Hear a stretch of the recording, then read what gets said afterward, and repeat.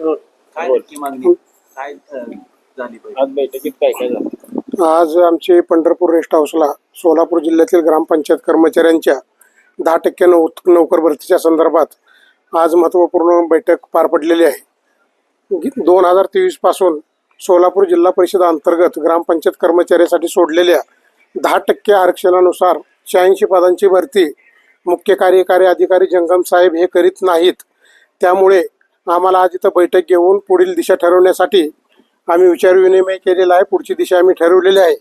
जर जिल्हा परिषद प्रशासनानं तात्काळ ग्रामपंचायत कर्मचाऱ्यांच्या 10% नोकर भरतीच्या संदर्भात नाही निर्णय घेतला तर आम्ही येणाऱ्या 16 तारखेला पुणे विभागीय आयुक्त कार्यालयासमोर बेमुदत आमरण उपोषण युनियनच्या वतीने करणार आहोत। का करत नाही, काय कारण सांगतात?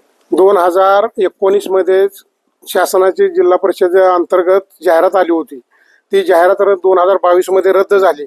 रद्द झाल्यानंतर 2021 मध्ये सोलापूर जिल्हा परिषदेने 141 पदभरती केली होती।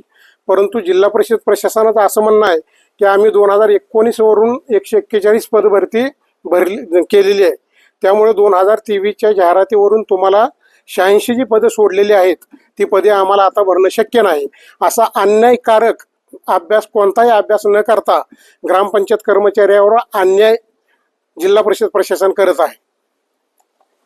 निषेध करता आणि माझं